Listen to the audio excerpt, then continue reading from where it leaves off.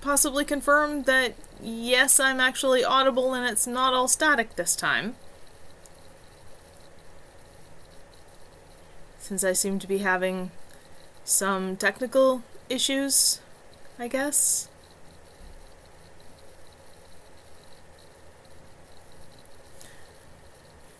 Hopefully it sounds better than it did a few minutes ago. Okay. I guess we're okay now. Alright.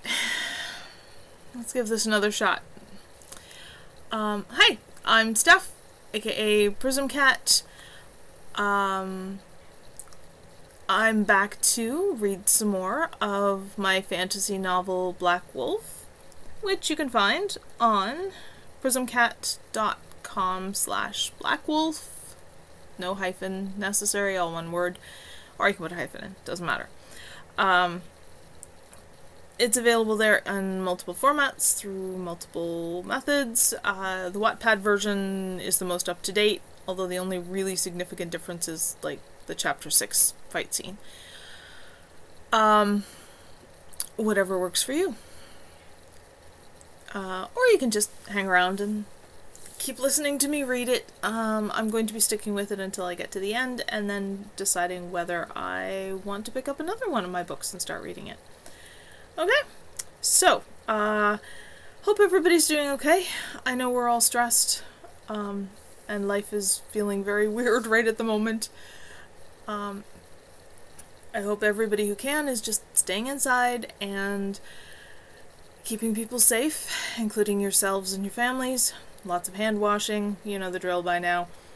And if you can't stay home and away from everybody else because you're doing essential jobs, then thank you. You're my heroes.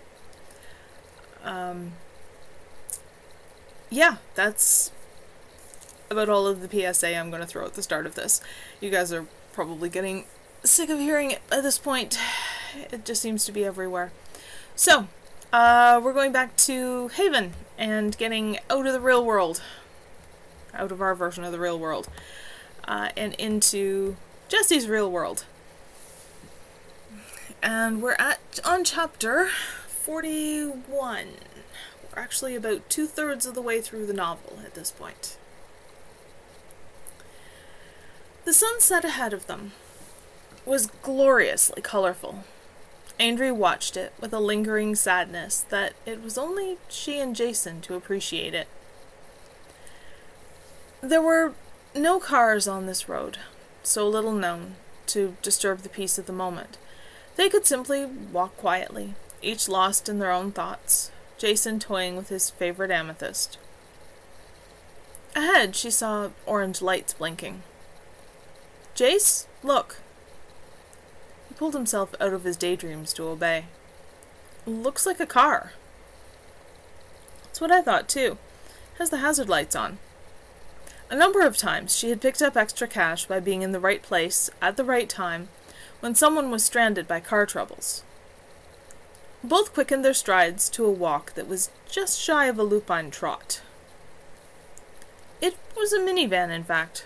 A blonde woman, in a stylish skirt and blouse, was busy with 2 children, one about 12 and one a few years younger.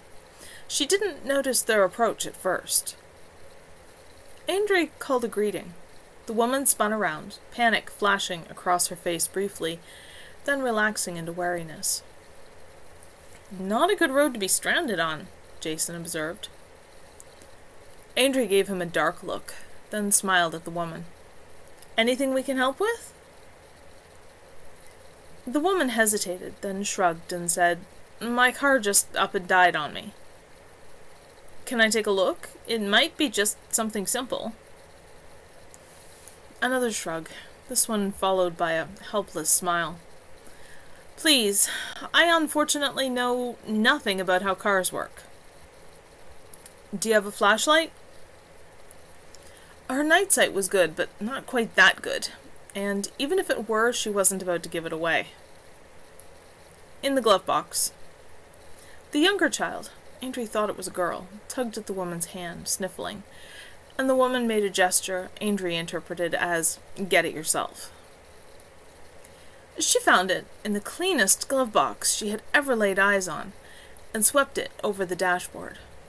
Still half a tank. She wasn't out of gas, at least. It took only moments of looking under the hood to find the problem. "I can fix this pretty easy," she called to the woman. "The wires to the distributor cap are loose, that's all. Jace, can you grab my backpack?" There were a few tools she kept in it for such purposes, stolen from various hardware stores. He brought it to her, but leaned close and murmured, "Something doesn't smell right." "What do you mean?" She sniffed, found only the strong, familiar scent of oil and metal and gas. Jason had been edgy to the point of paranoia lately, constantly tense. Was he going to start jumping at shadows now? "Them, I mean. Something's not right. I can't get close enough to really smell them. But I can't find any scents on the car, either." "Thank you for hosting me, Indie Diva."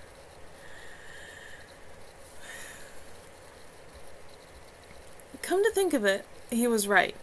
Even inside the car, she had noticed no particular scent. Maybe this time it wasn't just nerves. "I think we should get out of here," Jason whispered urgently. Andrea hesitated. She didn't like the idea of abandoning a woman and 2 children over paranoia, but in order to survive the increasingly frequent and tricky demon attacks, they had to suspect everything and everyone. "Hey, lady," she called. "Could you come here? I need someone to hold the flashlight." The woman started towards them. Then the elder child burst into tears, and she had to turn back. "I'm sorry," she said apologetically. "They're just so frightened." "Let's go, Andrea." Even at low volume, Jason sounded really alarmed. Andrea nodded and retied the knot she had just managed to get undone on her backpack. Warily, they retreated away from the car and the woman and the 2 children. "Where are you going?" the woman said. "Is it fixed already?" "No," Andrea said. "I was wrong. I can't do it. I'll call a tow truck when we find a phone." "At least let me thank you for that much. I don't have a lot of money with me, but—" Andrea shook her head. "No thanks. It's no problem, really." The woman strode forward, her children at her heels, with much more speed and force than either wolf expected. "Oh, I couldn't think of letting you get away without expressing my gratitude." There was something grim in her voice now. "Jace, change," Andrea murmured, making sure she was between the strange trio and her brother. She heard his pack fall, heard him start to strip quickly. "Oh, no you don't." The woman reached forward. Andrea grabbed her wrist before she could touch Jason, suddenly aware of the long, stylish nails that gleamed blood red and looked wet. The woman tore away and growled, her form rippling and changing. A creature that bore a superficial resemblance to a horse, save the clawed feet and tarnished gold scales, reared above her and screamed a challenge, showing carnivore's teeth that did not belong in an herbivore's mouth. Andrea held her ground, determined to keep it off Jason long enough for him to shape change. She kicked off her boots, let her pack slide down her arm to her hand, and shrugged her jacket off her shoulders, without ever looking away. The horse-like creature dropped to all fours, and snaked its head towards her, mouth open to grab her. Andrea swung her pack at its head, and heard a rather satisfyingly meaty thunk as the tools inside connected, and slammed the monstrous head violently aside, drawing a grunt from it, and leaving it visibly dazed.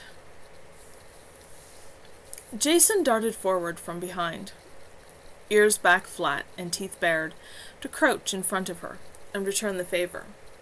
He snapped at the demon's neck, and it jerked back reflexively.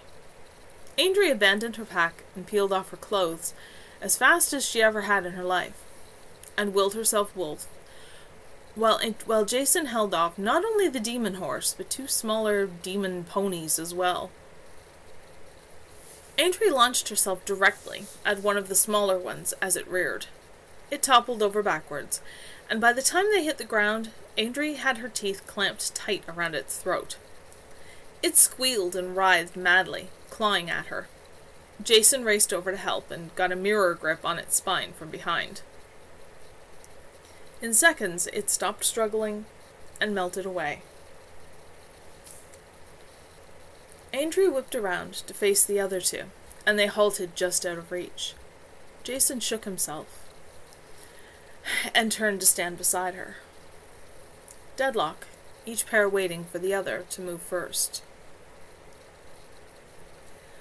The smaller demon broke it by lunging at Jason. He evaded its attempted bite, but his own attack glanced off the hard scales. Aintree gathered herself, ready to go for its open side if Jason could just get it to turn a little more. The other demon raked its claws down her side while she was distracted. She yelped and had to leave Jason to his own fight and concentrate on her own. Stupid, Aintree. Very stupid.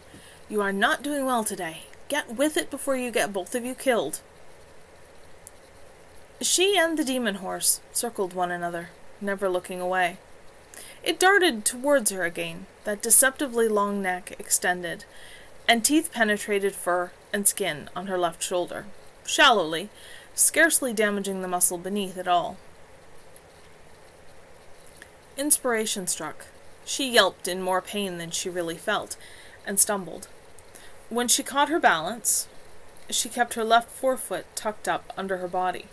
It would hold her weight still, but the demon didn't need to know that. Clever though it was, the demon fell for it. She retreated, her tail between her hind legs, snarling defiantly. You think you can drink this wolf's wild blood, do you? You're about to learn otherwise. The demon feinted to her right, then attacked from the left. She evaded it, made a point of staggering as she came down on her left foreleg, and the claws missed her with no room to spare. With a high-pitched growl that made her wince in discomfort, it reared, the obvious intent to come down on top of her. Aintree waited, praying to Cassandra and the moonwolf. At the last instant, she writhed her body out of the way of the descending forefeet, and twisted upwards to clamp her jaws on its throat. The scales were finer there, but still tough. She couldn't puncture them, but pressure alone should suffice if she could hold it long enough. She bit down harder, grimly resisting all its attempts to fling her off. The forefeet tore savagely at her, and she felt claws score more than once, but if she let go, she'd be in worse trouble. She put all her strength into holding on.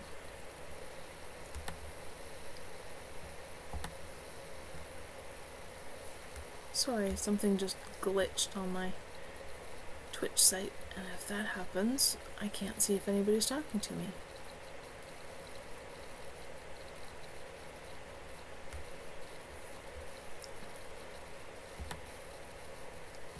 Slowly, the demon weakened, and finally went limp. She didn't let go even then. One of the first demons she had ever fought had pretended to be dead, and she had barely escaped alive. Sure enough, after it laid quite still, long enough that it realized she wasn't convinced, it began to thrash again. Jason limped heavily over, favoring his right foreleg for real. As with the first, she held it, and he crunched its spine. It melted away into nothing. Aintree shifted to human, checking her wounds.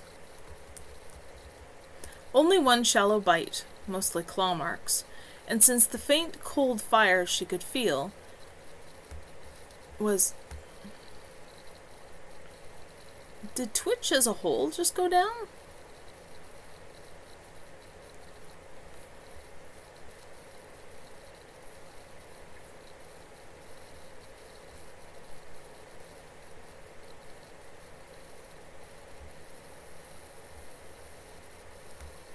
I hope it's still actually working for other people. Only one shallow bite, mostly claw marks, and since the faint, cold fire she could feel was centered around the bite on her shoulder, she suspected only the teeth had poison. Jason also changed on command, and held still to be inspected.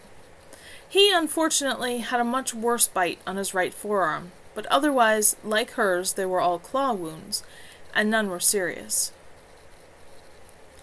"Get dressed," Andre said. "Once we reach a gas station or something, we'll get cleaned up.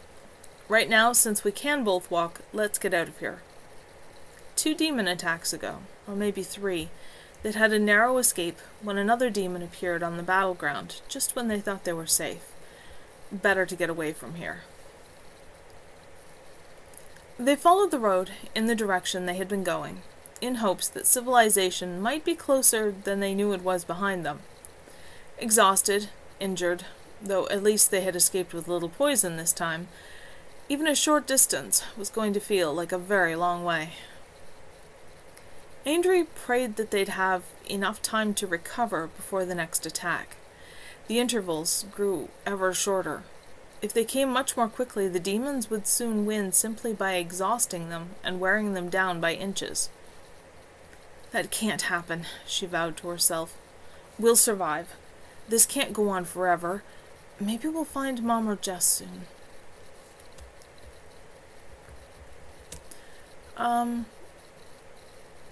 Yeah, I'm going to do a quick, check here and just make sure that anybody is actually still getting this, because my Twitch connection seems to have just gone away, and I don't know if this is actually broadcasting or not. So, give me just a second, please. I'm going to mute this anyway, so that I don't deafen you when I yell.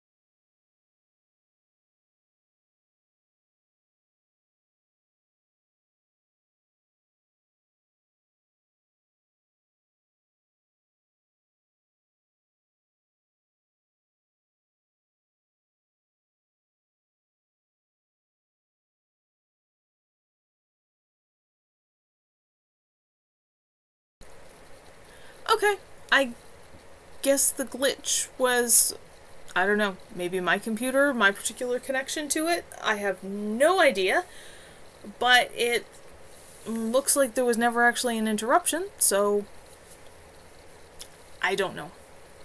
Beats the heck out of me. I'm just happy that apparently I'm actually streaming and audible to people, because, you know, there's not a whole lot of point if nobody is actually listening. Okay.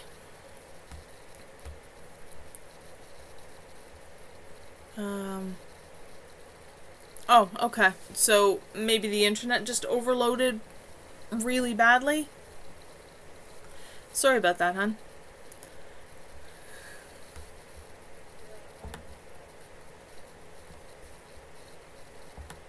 Okay, so it might have been just our household's internet overloaded with me streaming and at the other end of the apartment, an attempted major game update in Steam. Might have been just too much bandwidth and the whole thing decided to choke a bit. Okay.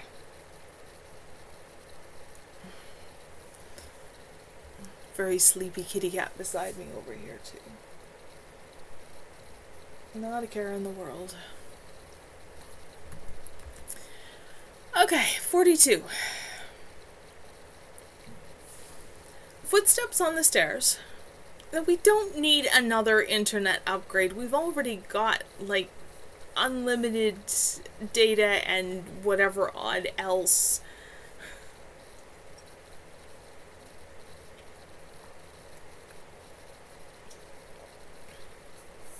Honestly, when you met me, I was using dial-up, for heaven's sake. Okay, that was 15 years ago, but still.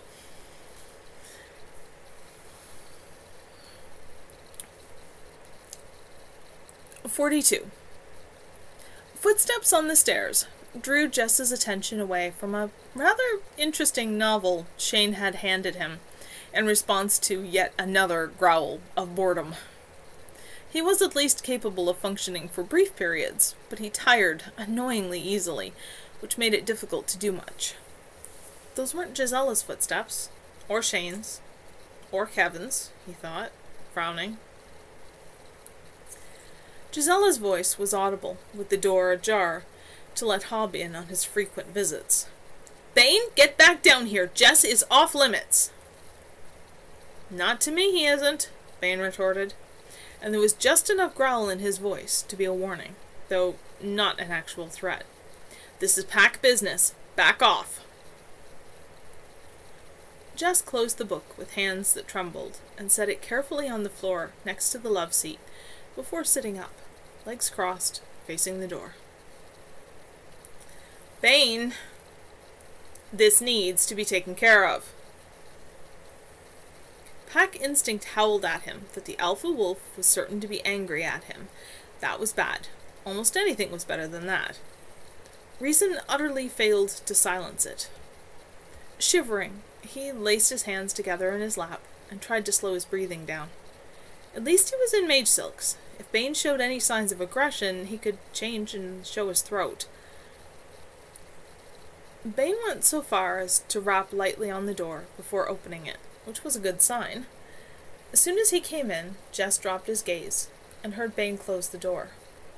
He had resented it for a while. The power over him wolf instinct gave Bane and Eva, and to a lesser degree the rest of the pack. He had resented it only until he had realized that his trust in Bane, as simply Bane, as a friend, even as a teacher, was something else. Something all his own that had nothing to do with respective pack status. Once he had stopped fighting it, stopped seeing it from a human interpretation of pride and strength and superiority, fitting into the pack and knowing his place in it, even if it was at the bottom of the hierarchy, felt right and safe and somehow comforting. He couldn't remember ever, even in his most frightened and angry moments, truly believing Bane might hurt him. At the moment he wasn't sure what to believe, so he stayed very still, eyes fixed on the rug in front of the love seat, not daring to do anything that might possibly look like a challenge. "What difference does it make?"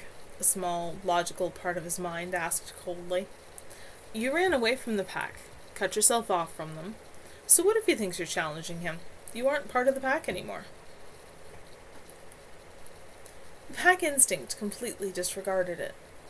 That part desperately wanted reassurance, approval, to be part of the pack again, and didn't care what that meant to Jesse's self-respect. There are definite drawbacks to being a werewolf. Shape-changing is way cool, and so is healing fast, but all this instinct shit makes it awfully hard to figure out what's going on in my head sometimes. Harder than usual even, which is saying something. Still, he was pretty sure it wasn't entirely that instinct wanted the forgiveness of the alpha wolf. Partly it was yearning for the sense of belonging again. Jess, relax. He couldn't remember ever hearing the alpha wolf sound so weary. He took a chance, looked up just enough to watch Bane walk over to sit next to him, though he carefully avoided eye contact. Honestly, between Gisela acting like I've only been trying to get up here to eat you alive, and now you acting like I'm going to... Bane sighed. "I have enough trouble apologizing at the best of times, let alone all this." Apologizing? There was no scent of anger, nothing aggressive in Bane's body language. If anything, what he was picking up was distress? That helped the almost unendurable tension, but not much. God, what is with me late today? Reacting to the alpha wolf is one thing, but it doesn't normally make me this wired. But I'm the one who screwed up. Funny, I could have sworn Kev mentioned you two spent a while talking yesterday. He didn't mention details, but I know him well enough to know that he told you that it wasn't your fault.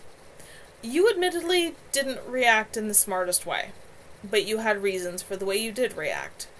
Much better reason than Kev and I had, not staying with you or bringing you back here. His tone turned gentle. What's scary is how very much pain was caused, to you, and to Kev, and to all of us, by a few hours of none of us thinking rationally. I had every reason to know better, but somehow I completely failed to think through the consequences. In other words, yes, you made a mistake, but it was hardly the only one made that day. It was just part of a whole series of mistakes and misunderstandings, and one of them was mine. I failed in my responsibility to the members of my pack, and my responsibility as a friend. And I'm sorry. Oh. Does that mean you aren't going to chase me out of your territory for real this time?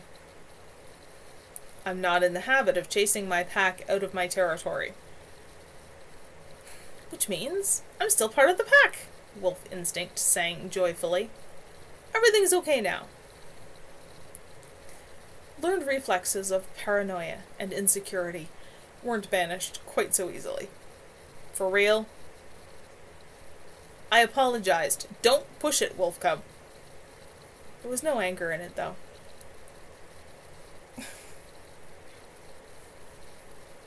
don't think you can stretch much farther, sweetheart. Although I shouldn't challenge you to try. There was no anger in it, though. Bane leaned back, pulled Jess down against him. The playful, rough, dominant, affectionate kind of behavior Jess had adapted to readily, as soon as he had accepted the way pack structure functioned. Jess curled up against his side willingly, closing his eyes, as Bane began to stroke his hair and back lightly. That tension inside, knotted almost too tight to bear, loosened and faded, leaving behind a powerful sense of relief. Not relief. Alpha Wolves accepted me home, so all's well, Jess sighed to himself in resignation. Well, if that keeps all the wolf instinct stuff settled down, maybe I can figure out the rest in peace. He didn't really believe himself, even as he thought it, that was all there was to it. As for this mage who is much too interested in you... There was a definite growl in Bane's voice now, but it wasn't directed at Jess. If I had known he was going to be a danger to you, I would have ripped his throat out the first time while Phoenix had him backlashed. Seriously? Jess said skeptically. Bane considered, then chuckled. Well, if I had known he was going to be a danger to you, and that I would start to value having you around, instead of being tempted daily to chase you off. You're right. At the time, I didn't know you'd be worth it. But I still rather wish I had. He's dealing with demons. If you see him again, don't mess around. For all intents and purposes, he has chosen to make himself into an extremely dangerous predator. Treat him as one. If you're absolutely sure you can kill him fast, do it. But otherwise, run. His tone turned thoughtful. Sam seems to know an awful lot about demons. She might actually be a good one to go to. Or Kev, or Laurie, or one of the adepts, since he seems to be using heightened elven mage abilities. Or to me. I know how to take out a mage. Practiced on Kev? Yes. Did you pay any attention to the rest of what I just said? Mage culling demons, extremely dangerous predator, kill him, or run to you, or Sam, or Kev, or Laurie, or Thomas, or Catherine. Yep, got it. Remember it. Sam thinks he's paying for power with either gifts and emotional energy, or possibly blood and pain at this point, and I'd rather they weren't yours. Jess shivered, instinctively huddled closer. That was what he wanted? Probably, yes. Oh, trust me, I'll run. He sighed. I'm good at that. Run away from absolutely everything. He brightened. Well, maybe not absolutely everything. I killed a predator. He wasn't sure whether it was himself or Bane he was trying to prove himself to, and had a hunch he wouldn't like the answer. Bane glanced down. When? In the city. I don't know, 3 or 4 weeks ago? I kinda lost track of time. Tell me. Not exactly a command, but more than a request, which was okay, since he wanted to anyway. Jesse described the whole encounter, from first catching the scent, through to killing it and running. Bane listened quietly, asked only a couple of questions. I'm impressed, he said, when Jess finished. And I'm not exaggerating. You took out an unfamiliar predator that had a form of attack I've never heard of, but that sounds extremely nasty. And you did it with minimal harm to yourself, and no apparent harm to the one it was after. Very well done. No apparent physical harm to her anyway, Jess sighed, though the praise felt good. It made the whole encounter feel finally complete. She was so scared of me. I know why. I mean, I would have been pretty freaked too, but you've been taught here, where we're appreciated instead of feared, Bane said softly, which you automatically expected and didn't get. Yeah, and my first thought was to come tell you, then I remembered I couldn't, or thought I couldn't, or something, and everything just went to pieces. But I killed it. Bane's arm tightened around him briefly. Yes, and once Gisela decides to stop guarding your door, you can tell Eva and the others all about it, and we'll make sure every wolf in Haven hears. I should probably stop calling you Wolf Cub. You're anything but. Jess shrugged. I'm used to it now. Don't worry about it. Want me to get out of here and let you rest, now that we've managed to get important stuff sorted out? No. That took no thought at all. While Bane was here, that took precedence, forcing everything else away somewhere into the back of his mind. Once Bane left, all the confusion would come back. He was quite willing to postpone that for a while. Tell me what's really been going on? Gisella's being kinda uninformative. We've all been told on an hourly basis that no one is to do or say anything that will cause you any extra stress, or else. Not knowing is causing me stress, Jess pointed out. Payne chuckled. Brat. Alright, what do you want to know?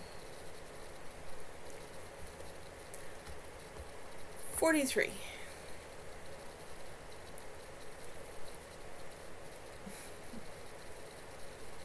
There. That was the last one. Shane slid the book into its place on the shelf and returned to the desk quietly. Towards the back of the library, the tables were surrounded with high school and college students, some studying, some doing research for projects. The carpeted floor held the overspill, leaning against the wall or lying down. He didn't need to look at the clock to know that he'd be here for another hour and a half yet, before he could lock up and go meet Jess at the brewery. Not that he was in a desperate hurry. He had spent a lot of time here even before Brian recruited him as a temporary assistant. So many people needed the library that apparently the budget allowed for Brian to recruit help twice a year for extended hours. Who got the job varied depending on who was available. Much to the surprise of many, not only did Shane always show up on time, but he knew his way around the library reasonably well, and improved quickly. True, after school was out for the summer, the job would disappear, but he didn't expect to be here long enough for that to be a problem. Just long enough to make sure Jess was settled, then he would vanish before anyone could unravel any of his secrets. Haven had far too many traps waiting for him to step in them. Gisela and Katrin came Katrin paused to greet him, on her way to the side room that held all the encyclopedias and reference books. Gisela slid her backpack off her shoulder with obvious relief and came directly over to him. "Heya," she said cheerfully, though not loudly, while untying the knot holding her backpack closed. "How's it going?" He shrugged. "It goes." Gisela piled a half-dozen books on the desk. "Thanks for helping me find them. They had exactly what I needed." Why did she persist in trying to be friendly, no matter how coldly he treated her? He simply shrugged again, slid the pile of books towards him, and reached for the box of cards. "That's good. I asked Jess to come have supper with my family tomorrow night. Would you like to come too?" "I don't think so." "Are you sure? Zara's a great cook. She told me she was going to make steak." "I don't think so," he repeated. He returned the cards to the envelopes in the backs of the books, and stood up with them. Gisela obligingly moved out of his way, so he could go shelve them. Maybe she got the hint. She went to join Katrin. Between Gisela being determined to make friends with him, Kevin being equally determined to get answers about what he had seen during the fight in the city, and Samantha throwing covert murderous glares in his direction at every opportunity, he was growing tired of Haven rather quickly. Ah well, if he could just put up with it a bit longer, he could leave. As soon as he was sure Jess would stay this time, things certainly looked promising. He spent most of the remainder of the evening reading, around helping one high school student track down some information, and signing out books for a few people.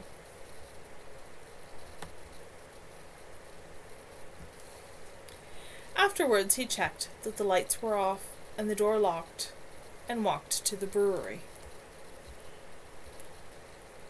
Jess appeared almost as soon as Shane sat down. "I really can get home by myself, you know. You don't have to wait. I told you that already," Jess said, his tone pure exasperation. "And I didn't pay any attention then, either." Jessie sighed. "Pepsi?" "Mm-hmm. I'll be right back." "What, you trying to figure out how to come up?" Here you go.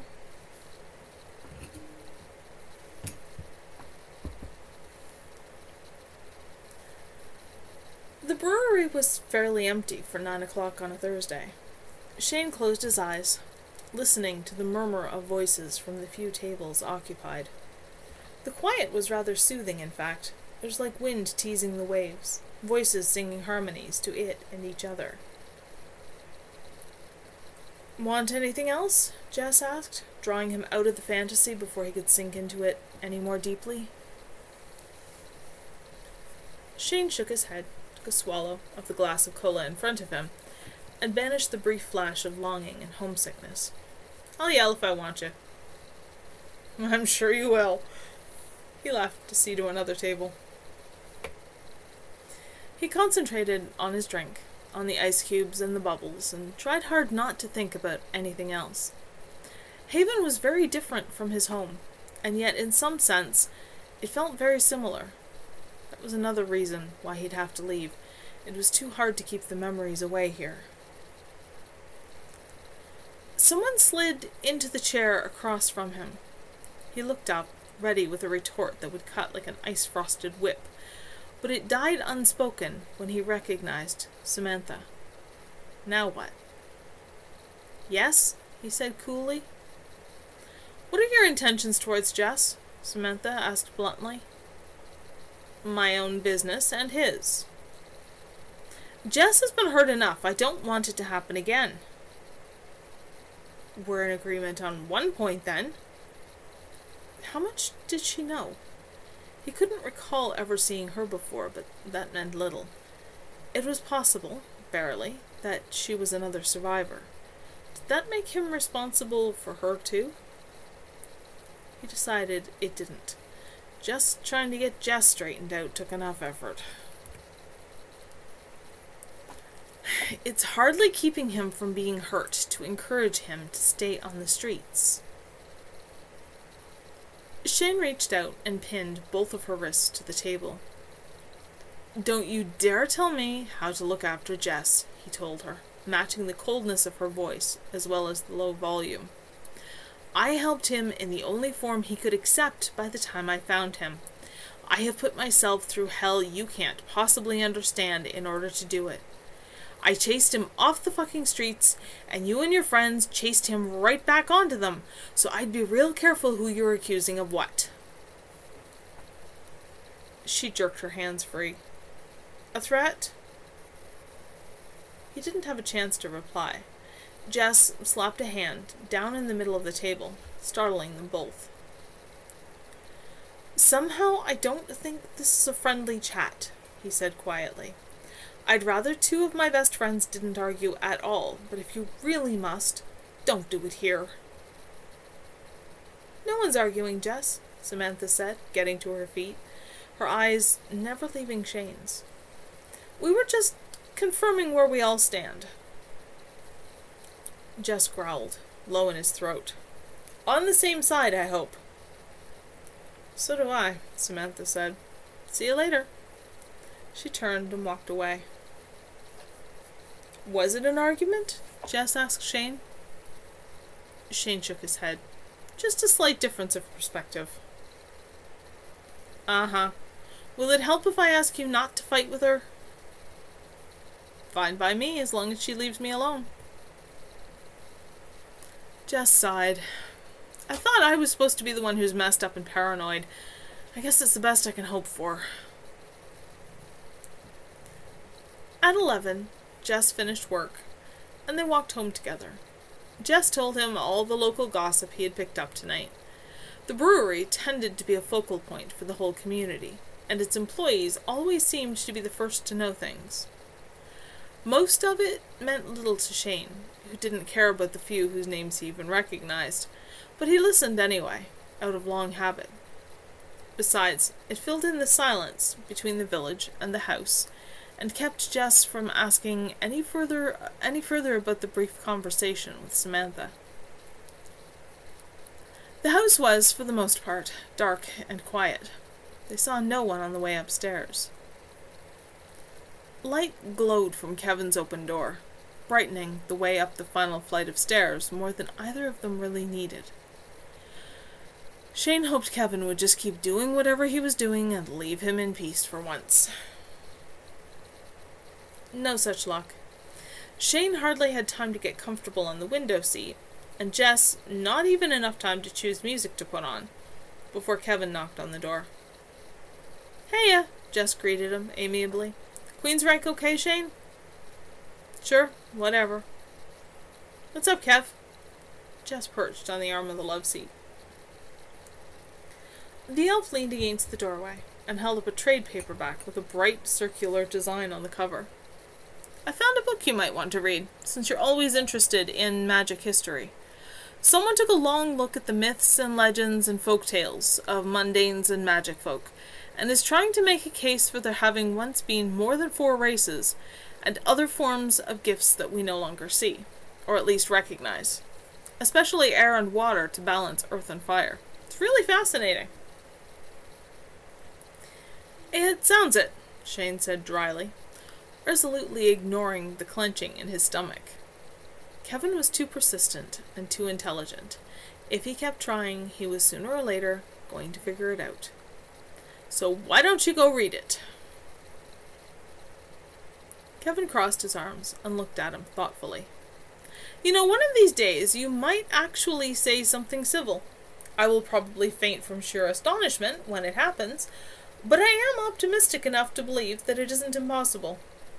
As it happens, I also wanted to pass on a message to Jess, that Eveline is trying to get the whole pack together to go out for a night, and you should call her. Jess nodded.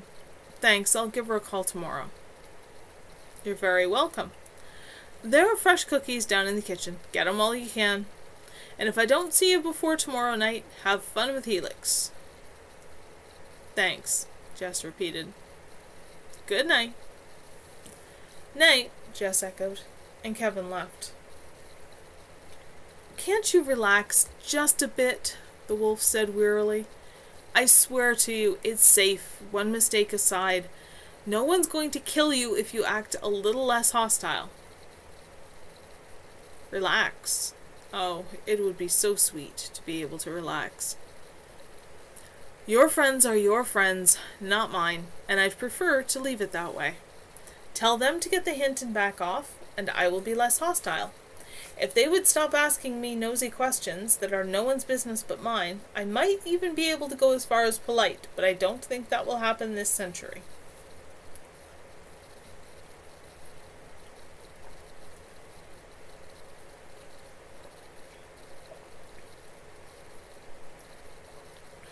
Jess sighed. That's probably the best I can really hope for, I guess. I'm going to go for a run. Alone? Yes, alone. I won't go far, all right? I'll be back within an hour or two. I just need to stretch. Look what happened last time you said that. Here I can have plenty of help in no time flat if I need it. Would you cool it? He strode over to the door, and Shane could hear rapid footsteps on the stairs down. Shane switched off the light and went back to the window seat overlooking the fountain. Below him, Jess stretched lazily, shifted smoothly to Wolf, and had a drink from the moon-silvered fountain. He loped out the gate and became merely another bit of darkness. For a long time, Shane sat still, gazing distantly at the fountain that shimmered in the silver-blue light. Section break. Sam stalked up the stairs to the second-floor porch at the back of the pet shop. The door was locked. She dug in her jacket pocket for her keys, opened it, and stepped into the kitchen. Automatically, she closed it behind her and turned the deadbolt. She was ever more paranoid these days. She turned away from the door, narrowly avoided tripping over a chair, and crossed the kitchen to the living room. Brian was curled up comfortably on the couch with a book. Alfari snuggled contentedly against his legs and sound asleep. He looked up immediately. Alfari raised her head, eyes opening halfway, and yawned delicately. What's wrong? Shane, she spat. What about him? Oh, never mind. Please, tell me? Tell him to get the other wolves and chase Shane far away from Haven. Tell him Shane's kind killed in cold blood. Tell him he'd be far safer trusting a viper. But how could she prove it? She settled for, I don't trust him. I don't see why. He's not exactly summer sunshine, but that's his right. I'd have thought you'd like him for being so protective of Jess. Except that no one knows why he is that protective. Even Jess doesn't.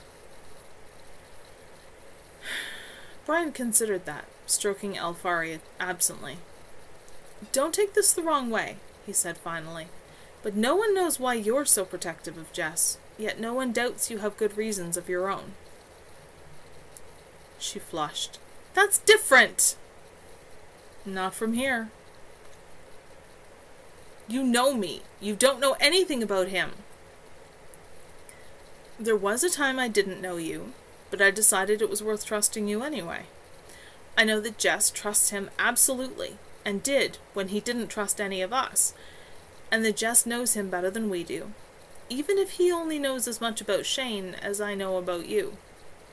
And as far as I'm aware, Shane doesn't have a whole lot of information about demons that should by rights be extremely worrying, or use an otherwise unknown system of non-innate magic that he won't discuss with anyone, or give chosen friends rather unusual animal friends with a few peculiar instructions. He looked at her quietly. Just how well do you think you're hiding, Sam? Do you really think that after so long living with you and Alfari that I wouldn't start making some guesses? You know something about Jess and Shane that for whatever reason you won't tell. Shane knows it too. And Jess would if he could remember. I've figured out more than you think, including where you came from.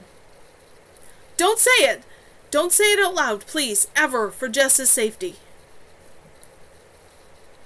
I wasn't going to. Anything that you've gone to such lengths to not say, I assume you have a reason for it. In my experience, you usually have a good reason for anything you do. She sank down in a chair, hugged her knees to her chest, her anger draining away. I can't tell, she said helplessly. Oh, gods, it would feel so good to tell him everything. To share the still powerful grief over her murdered family. How much had he truly pieced together on his own? If only she dared. I know. Alfari stretched, padded over to Sam, and jumped up on the arm of the chair to rub her head against Sam's arm, purring softly. Brian watched, not moving. I've never said anything to anyone. I won't say it, and I won't ask. You've never given me any reason not to trust you, really. Not even with the demon stuff. But I also have to trust that Shane generally has good, or at least neutral, intentions, because I have seen nothing to indicate anything different. Hello! How's it going? Sam rested her forehead on her knees, unable to bring herself to accept the offered comfort from either friend. Brian couldn't understand. She couldn't make him see. Alfari and the other three knew, but didn't seem to acknowledge the threat at all. Hobb even accepted Shane living in the house with complete equanimity. She sighed and got up. I'm going to have a bath and go to bed, she said tiredly. See you in the morning. Alfari gave her an exasperated look. Thank you. Alfari gave her an exasperated look and rejoined Brian, curling again into her place at the backs of his knees. His expression was troubled, but he let her go. Sleep well. It's the end of the chapter. I'm going to grab a mouthful of tea, just so that, gotta keep my throat wet.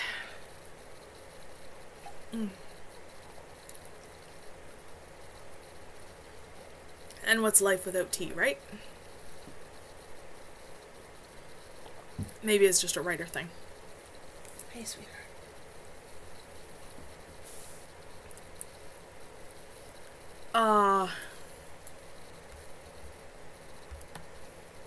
I'm noticing a sudden flood of stuff in chat, and it does not look good.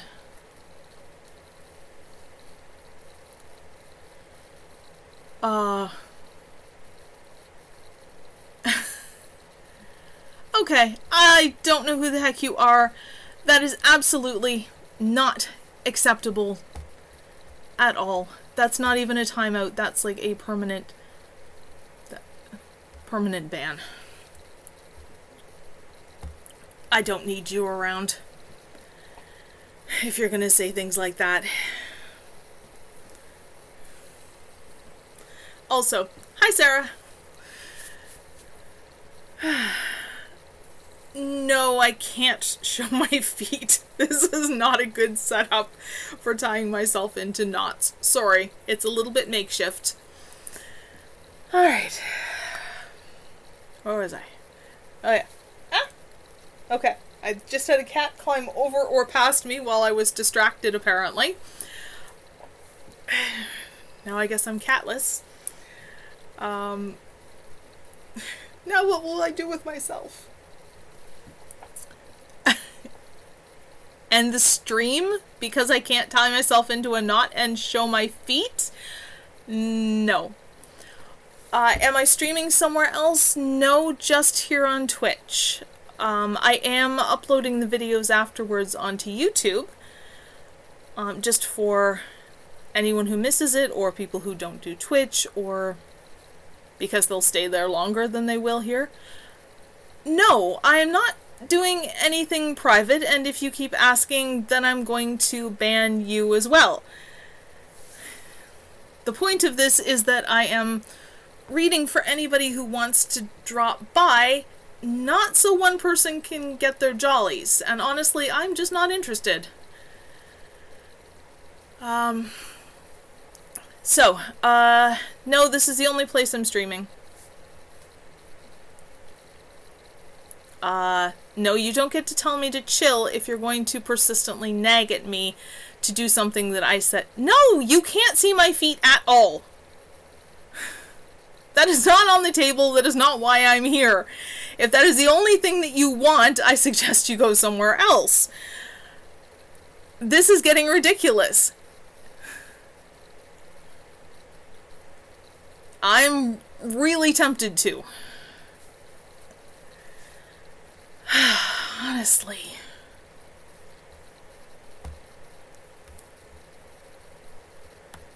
I don't care if it's a normal thing in Europe to show feet, although I really don't think it is a normal thing to show one's feet while reading out loud. I'm getting really tired of this, and yeah, take a break. Honestly. People are weird. I have no problem with fetishes, but honestly, don't be rude about it. Okay. Sarah, you're bad.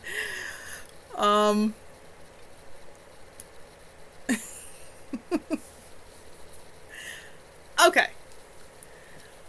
I'm going back to reading now.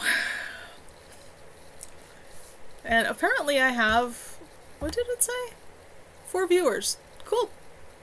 Anybody who's lurking? Hi. Okay. Chapter 44.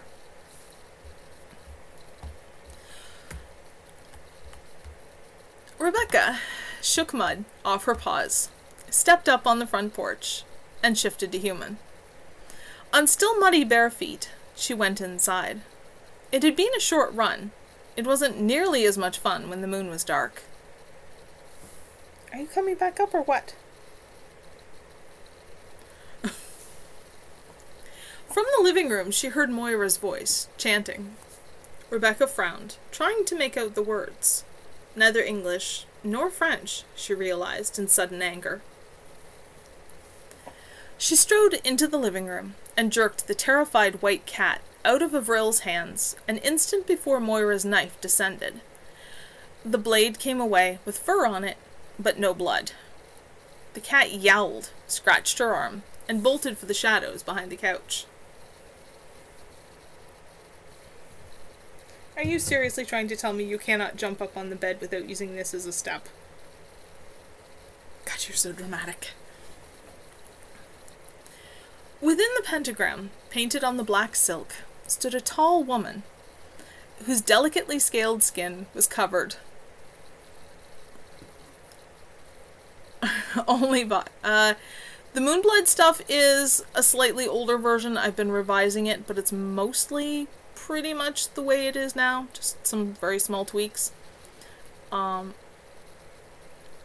it's all available at prismcat.com in text form.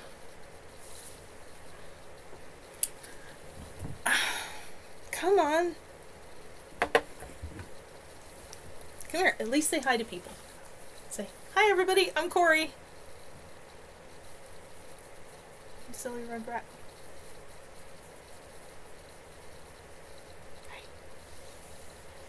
Hi. Alright, well, I'm back over on your bed. Dramatic little rugrat. What? Now what?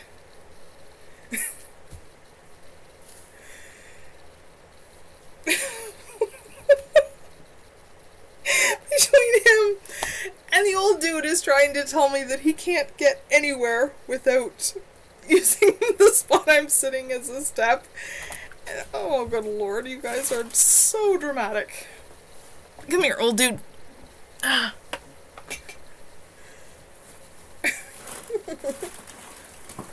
This is Trick. He's the old dude. He's 16 years old. And any paper rattling you hear in the background is Corey playing in some newspaper. Would you guys be okay with me going back to reading Life with Cats?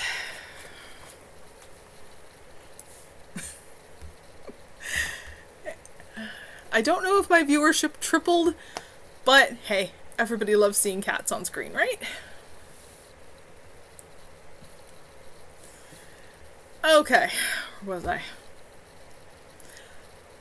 Within the pentagram... Oh, thank you. I was trying to come up with something a little bit better than a plain white wall. Within the pentagram, painted on the black silk, stood a tall woman whose delicately scaled skin was covered only by her own golden hair. Her expression of anticipation turned utterly neutral, impassive. "What are you doing?" Dwayne demanded. "We're right in the middle—" "I told you, no more. I don't care what you're right in the middle of. Is this why you've all been so cooperative lately? Because you've been doing this behind my back?"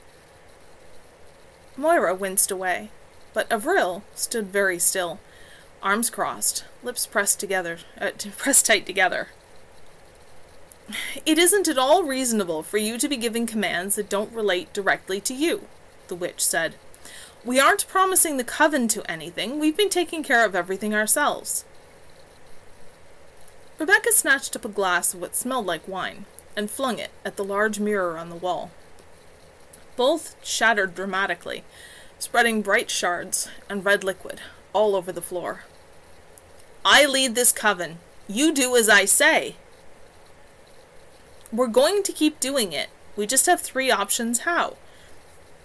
You could see the logic in it and agree that it's our choice, or we can do it behind your back, or you can go find another coven to bully."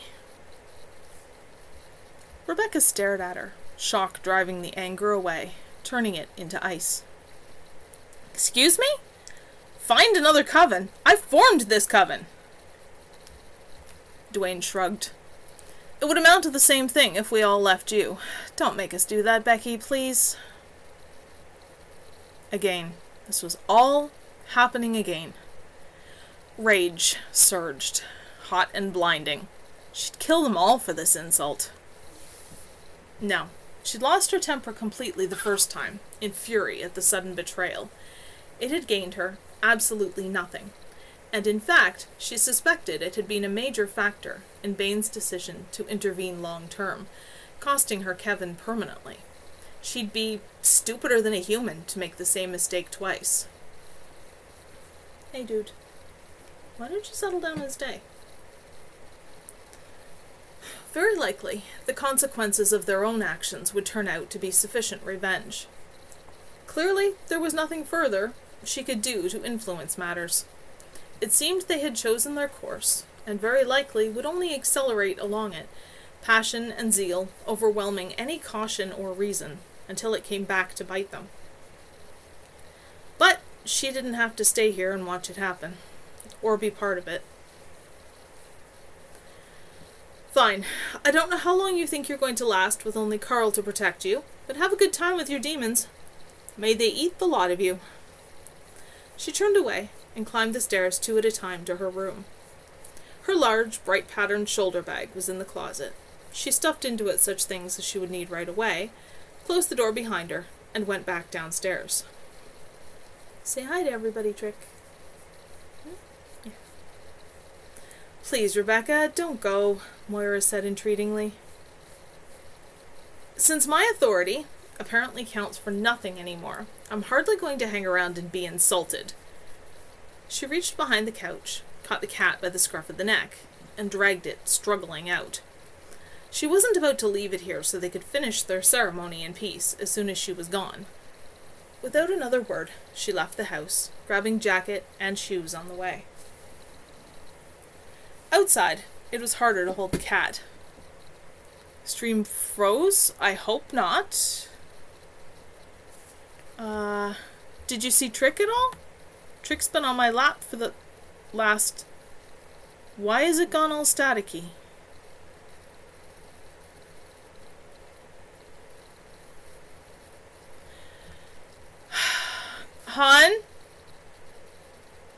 Jackie!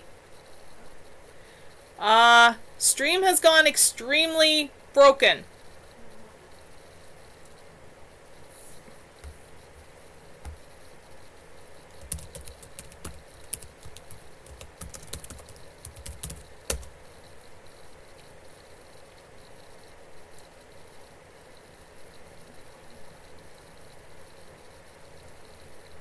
It does?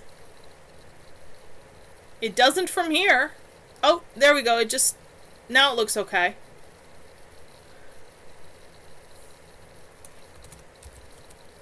Figures. Video went all weird while Trick was sitting on my lap and being cute. Well, that's annoying.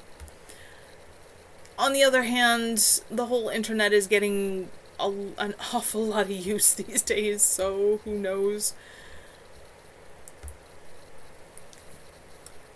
And it's possible something else kicked in and decided to try to do an update or something in the background.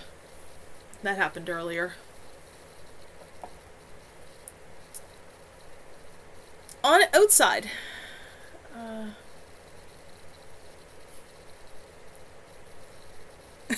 Trick broke the internet on purpose because he's shy. I suppose it's possible, although maybe not so much shy as he doesn't want humans to have a record of him. Let's not tell him about all the pictures of him that I post online. Outside, it was harder to hold the cat. She finally wrapped it tightly in her jacket. Though her reputation was bad in certain circles, she still had a few friends. One was her Aunt Sylvia, with whom she'd lived for a time when she had first come to the college. Sylvia opened the door, wrapped in a fuzzy brown robe, almost the shade of her hair. She didn't look like she'd been in bed. "It's late for visits, Becky. Is something wrong?" "Can I stay here? I just had a rather major fight with my coven. I'd rather get away from them for a couple of days." Not even Sylvia would she tell the truth. That if Whitethorn still existed, it was without her. She'd have to think of a way to hide the fact that she wouldn't be celebrating Beltane with her coven in a few days. "Of course she can." The white cat squirmed madly and mewed plaintively. "Gods," Sylvia said, startled. "What have you got in there?" "Just a cat. I'm going to take it to Samantha tomorrow." She hadn't even realized she intended to, but there was a certain sense in it. This cat would never become a sacrifice to a demon once it was safely in Sam's hands. In that small way, at least, she could triumph. Okay, Quicksilver Sphinx for May 1995. Miscellanea by Nick Winter. Wasn't the weather amazing for the Earth Day celebration Coven Skydrum organized? No one could have asked for a more beautiful sunset. It was even natural as far as I could tell. There didn't seem to be any witchy influence involved. Aaron and Josh's hand-fasting party was worlds of fun, and I've never seen either of them happier. Beautifully done, Dragonfire. As for that improvised Elven Mage fireworks display, the party couldn't have had a better ending. The usual witches get-together is being planned for the full moon in June this year. The weekend of the 10th and 11th, actually, which is a little before it. As always, call Dion if you want info. As for the healers, I haven't been told anything, and neither has Liam, so if there is one at all, you'll have to find it alone. Coven Amrita is doing another astronomy session. Come out to the pasture beside Coven Blackbird's house at dusk on the 12th. There will be lots of hot water, and the bakery is providing some snacks, but bring whatever else you want, and expect to be sitting on the ground some of the time. Coven Amrita and the college are providing telescopes. I'm told it will be the usual mix of science and mythology. July and August are sounding more and more fun all the time. One of the events coming up is, God save us, Werewolf War Games. I was told I had to capitalize it. It's being organized the same weekend in all 5 villages, the evening of Friday, July 14th to the evening of Sunday the 16th. Each pack has a territory and a flag and has to defend them against all opponents while attempting to steal other flags, or something like that. I got the feeling I was being laughed at while certain wolves attempted to explain this to me. The Renaissance Fair is progressing well, but there's still plenty of opportunity to get involved. Get in touch with Coven's Prism or Shadowstar for more info. Number 3 big event. The folks at Pan's Flute have been helping to organize another inter-village event, this one in August, and I'm told new plans are now for it to overlap with the fair. Haven is playing host to a musical competition that apparently once happened every 5 years, but hasn't for nearly 30 years now. All traditional Celtic instruments, and the judges and audiences will decide who is the best with each. I've heard speculation about a native version, a rock version, and gods know what else. Maybe we can have one yearly and just rotate the type. Vesta's Hearth has done so well selling us handmade candles and pottery and such, made by that improbably creative Coven Shadowstar, that they're expanding. Well, that's sort of why. They also found a new Coven member that Renata met while in Raven Rock to check out the Sun Crown. For you barbarians who haven't been there, that's the Raven Rock equivalent. She also happens to be my cousin Chandra. Just wait until you see what new magic she's going to be bringing to Vesta's Hearth. She makes candles with the most incredible colors and scents, and no two are ever precisely alike. If you aren't aware of this, you should be. All witches sure are. The lake, and for that matter the water in wells and springs, appears to be rather disturbed about something. No one has managed to track down the source yet, although the most common reply to any search is to the effect of feelings of great loss and loneliness. We'll keep trying, especially the water-oriented witches who don't even dare try the new techniques in the book Dion found, not under conditions like this. As far as anyone can tell, there's nothing actually dangerous, at least. I'll see what kind of update I can give you for June. Ciao!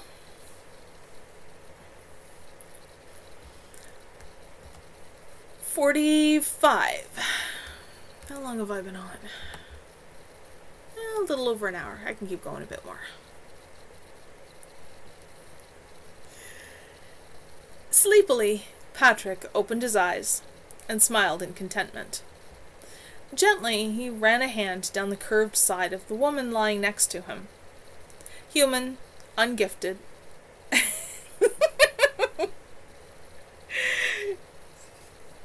Yeah, I know, you're a big fan of Nick's.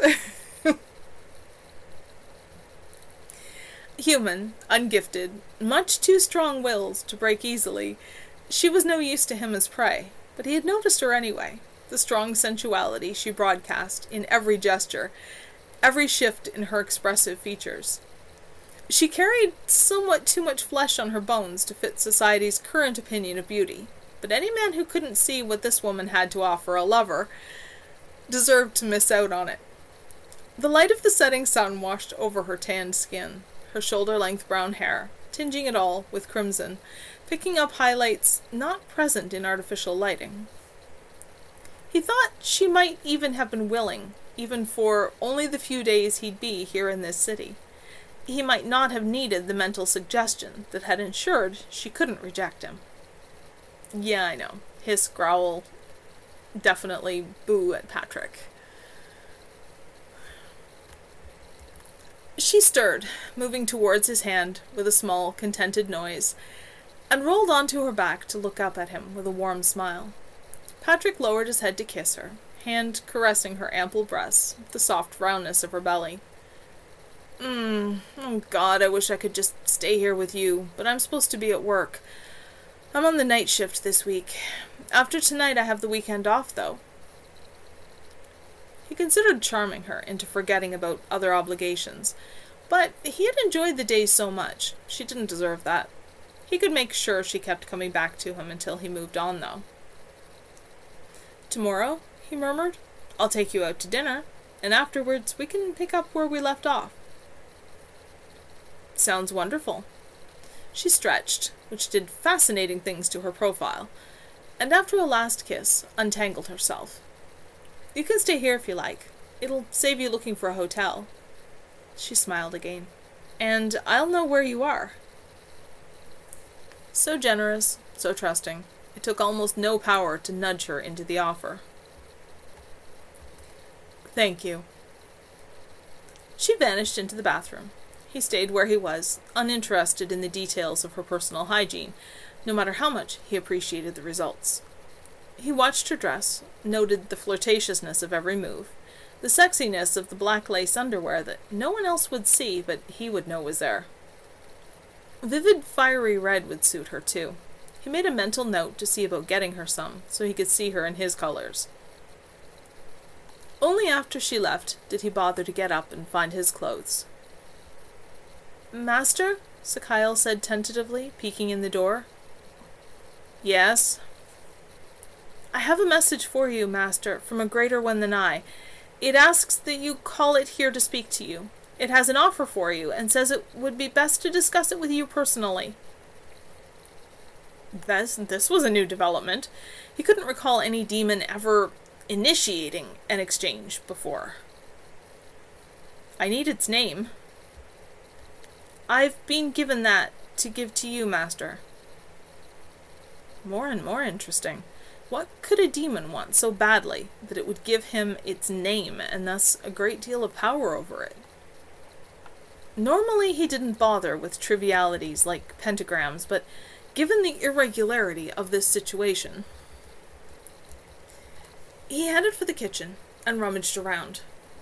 The first thing that came to hand was a bag of flour. Not ideal, but it sufficed to create a thick line on the linoleum. He checked that it wasn't broken anywhere before he set the flour aside and positioned himself next to the circle. The words of summoning were a formality, a way to focus and make sure he invited the proper demon into this plane. In the center of the circle it took shape, as a classical satyr. It inspected its prison briefly, and a frown flickered across its face, but it turned a smile to Patrick. Thank you for allowing me the chance to speak with you. Patrick nodded. You have my attention. What is it you want? A bargain, which will be to the benefit of us both. I know of a way to give you the power to control electricity. Patrick's eyes widened. That isn't an elven ability. Normally true, the satyr conceded, but there is sufficient similarity to elven power that I believe it would be possible to give you a great deal of influence over electricity. Lightning would, I suspect, be too strong to chain, but in smaller amounts... It trailed off suggestively. Patrick licked his lips. All his bargains with Sakyle and the others had done is reinforce natural elven abilities and free him from the need for light to draw power from, as long as he had the opportunity to draw it from Sakyle instead. Nothing he could do was impossible for another elven mage. To have a power no other elven mage had, though. There must be a high price. The satyr smiled. Free me for one night to hunt as I wish. This is a thing which will require the power of death, and I know the right ones to choose that will allow me to gather that power. A sister and brother, and their other brother and his friend. The lives of these four will be enough. What do you gain from this? The deaths of those whose lives will give you this power. Patrick considered asking why, or who the people in question were, but he decided he was probably better off not knowing exactly what they had done to annoy a demon to that degree. And he really didn't want to know their names if they were just going to die anyway. Hey dude, welcome back. For one night, he said slowly, choosing his words with care. For this coming night, I will give you the freedom of this world to take what prey you choose, anyone except myself. And in return, you will give me the power to manipulate electricity to the greatest extent you can. No? Okay. There you go. You have my gratitude, the satyr said, and that grin showed very sharp teeth. I will come tomorrow night and fulfill my side of the bargain. That will do.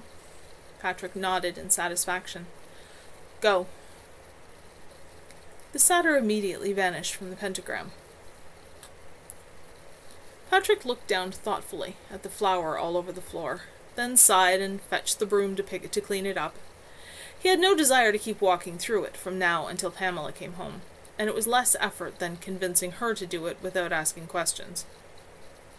A shower might be nice, he decided once he had finished, long and scalding hot, and allowing him a chance to reflect on what he could do with this new ability.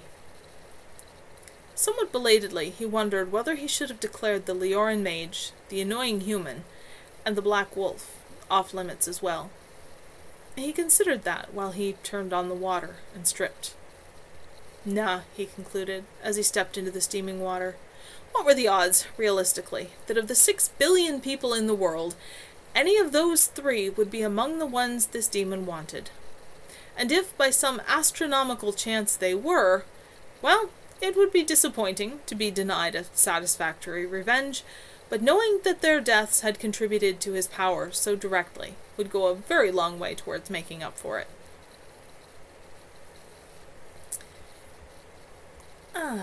Chapter 46.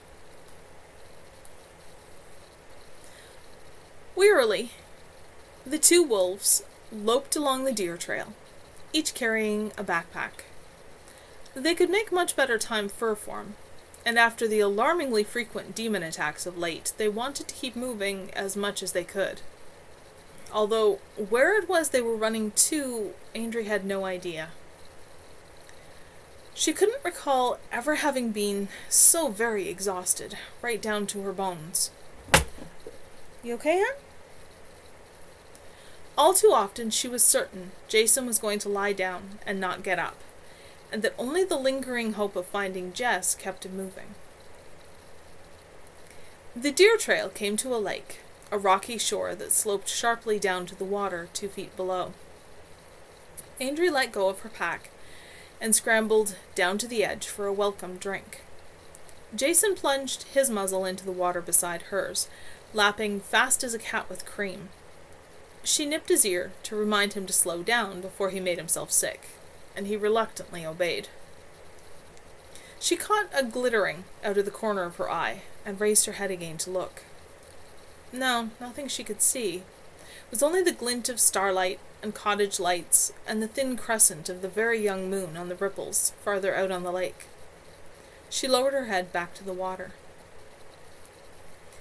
Jason yelped in pain and shock. She jerked her head up once more, barely in time to see him being dragged into the water by something dark and glistening wrapped around his ribs. She lunged towards him, plunging under the water after him, frantically snapping and clawing at the thing that held her little brother. Jason's thrashing only made it harder. Her skin crawled as she felt a cold, questing touch against her side. She twisted away and broke the surface, panting. No time to catch her breath. Jason was still under there. This time she went after the thing a few feet past Jason and sank her teeth into something rubbery and acidic. Grimly, she bit down with all the force of a werewolf's jaws, wishing she had solid ground under her feet to give her leverage. A scream made her head ring, and it snaked towards her. Releasing Jason, blessedly, both came up for air at the same moment, dog paddling towards shore with more energy than she had believed they still had. Jason slipped on the slope up, his breath coming in ragged gasps. Andry dug in all 4 feet and blocked him from a fall back into the water with her own body. Barely. Bitter cold coiled around her rear leg and wrenched her back towards the water. She yelped as she felt something tear, but it was choked off as her head went under again. Oh gods, they're going to do it this time. We're going to die. We'll never find Jess, or Mom, or Sam. No damn demon's going to kill off the Cora remains that easily. Fear and pain went a step away, left her thoughts cold and clear as a bright winter day. She had to get a hold of it and make it let go before she drowned. She writhed around, felt the extra damage she was doing to her hip, but she found her target and snapped. Even the water couldn't make her miss at that range. The rubbery stuff squished unpleasantly, as though there were no bones, but she ground her teeth together, pretending she was trying to sever a particularly tough bit of meat from a kill. It screamed again, but held on. She sensed more than saw Jason, his teeth clamped down right beside hers. It screamed, on, and abruptly went limp. Together, they scrambled toward the shore again, and this time, they made it. Jason stumbled, but kept his feet under him as they turned to face the lake. That long, dark tentacle snaked towards them again. No, 2 of them. One badly chewed and dripping watery pale blood, the other intact. Jason wavered, then flung himself at the damaged one. He evaded its attempts to seize him, and on the second try, buried his teeth in it. Then he dug his feet into the rocky ground, and held on for all he was worth. Andrea understood. Dodging around the intact tentacle, she limped heavily over, and bit the damaged tentacle again, right where it was already weakened. She had to keep moving, but really, the thing wasn't that hard to evade now that she was watching for it and could see it. Between her efforts and the tension Jason was creating, made worse by its attempts to pull free, the tentacle parted. Jason let go of the piece he held, as the demon let out another shriek and flailed the amputated stump. Trying to watch 2 at once took more concentration than Andrea had left, even with her present clarity of mind. The bloody stump clubbed her on the side of the head while she was ducking around the whole tentacle. She fell, vision blurring into stars, and she saw Jason run to stand over her, growling savagely. She had to get up, or it would kill him. He couldn't fight it alone. She battled the spangled haze before her, and drove it off enough to struggle to her feet again, though swaying a bit. Her left rear leg couldn't take any weight, she discovered. Why hadn't she noticed until now? Could they run? No. If they didn't neutralize it now, it would simply come after them, perhaps with the advantage of surprise that had almost been their deaths this time. Biting off the other tentacle would probably not kill it. They had to lure the body out of the water. Slowly, she began to back away, a step at a time, still throwing snarls and feints in the direction of the threatening tentacle. Jason mirrored it. A large, dark shadow loomed under the surface of the lake, then broke out into the air. If its form were based on anything real, it wasn't from this plane. It had a tail like a whale's, the tentacles were its version of arms, and above the tentacles were 2 large round eyes, and a mouth that held teeth that would have been terrifying had she not encountered and defeated things with more and larger. They kept retreating, and it kept following, drunk on the taste of anticipated victory, and counting on its greater reach to keep it safe. It couldn't get up on the shore, but it beached itself as close as it could. Andrea nudged Jason with her nose, sent him circling to the right, and she echoed it to the left. Neither could move quickly, both were hurt, but if they both attacked at once, one should be able to get in while it tried to deal with the other. The doubtful part was whether they would pull off the maneuver with both of them still alive.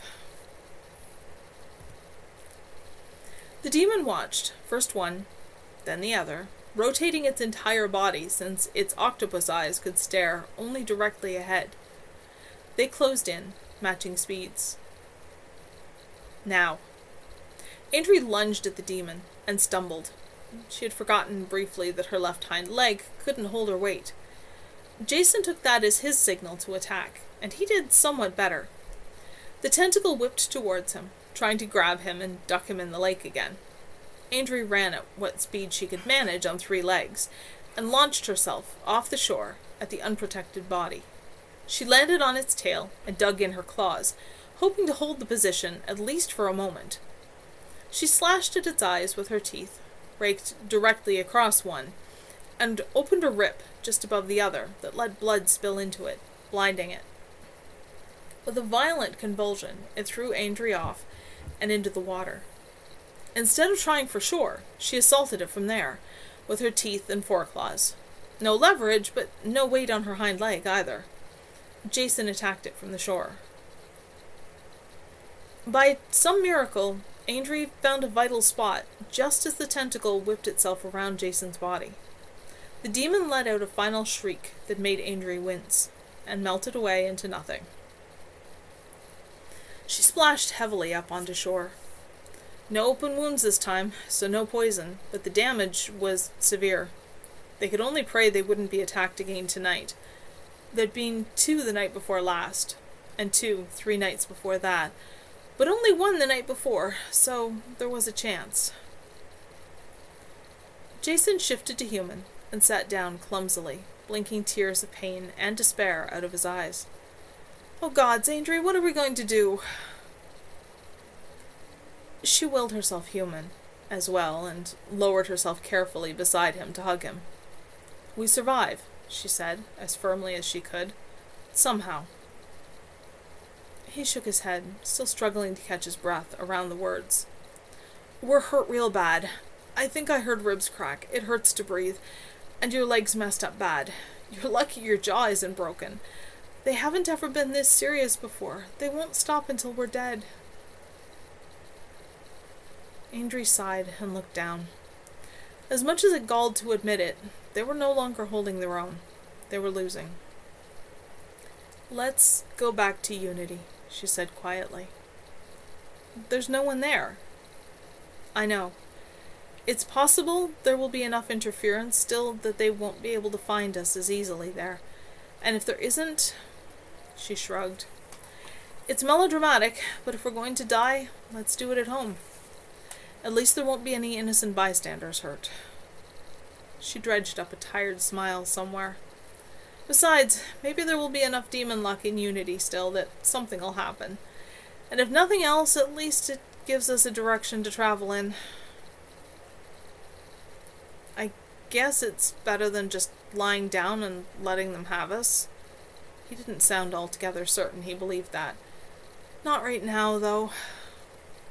"No," she agreed. "Sleep now. We can start moving when we wake up."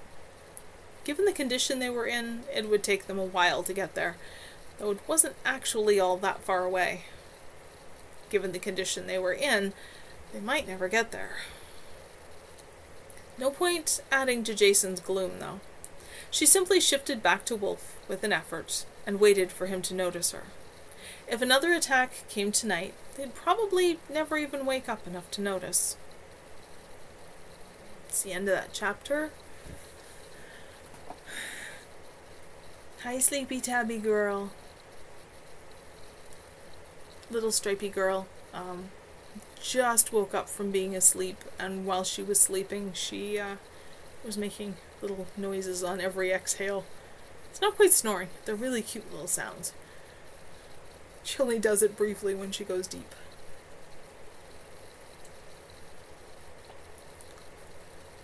So, Andrea and Jason are having a rough time, to say the least.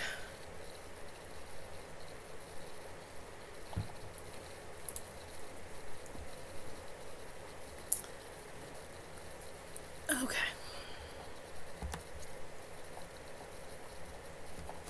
Probably won't read too much longer. This chapter's a short one. Maybe this one and one after it. We'll see how I feel at the end of this one. Can't read through the entire final third of the book all in one day, right? 47. Gisela walked along a path through a forest, her mind as passive and receptive as the trees around her that dripped water to the soggy, needle-carpeted ground. Her feet swished softly as she stepped around the many fallen branches. It was utterly dark. Neither moonlight nor starlight gleamed through the heavy clouds, yet she could see reasonably well.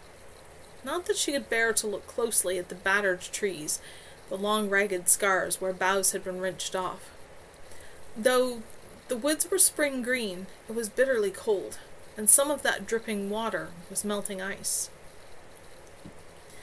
The wind picked up, howling eerily. Entwined into it were inhuman voices.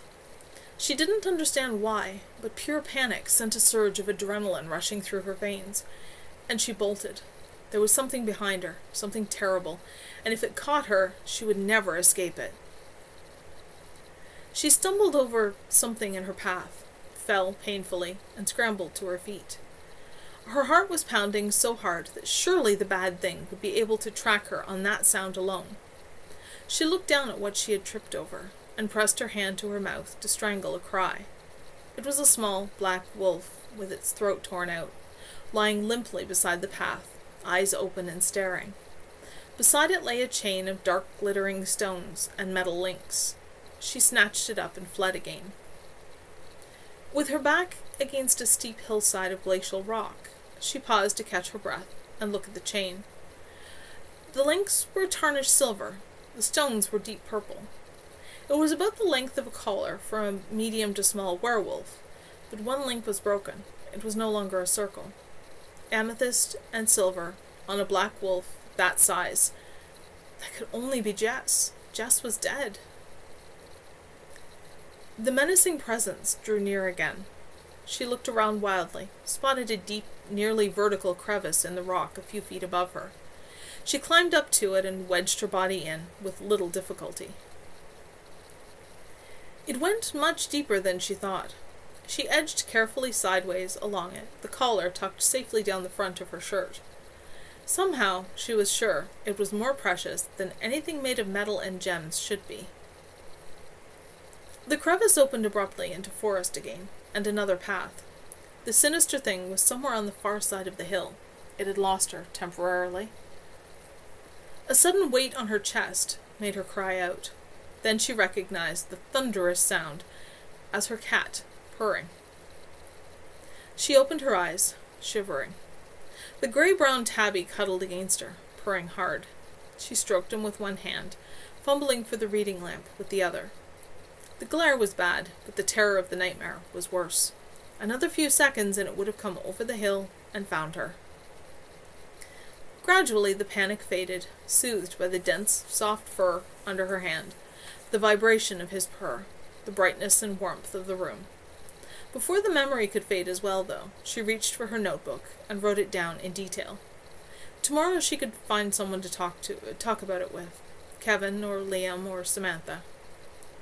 Right now, she switched off the light and went back to sleep, listening to the tabby's purring.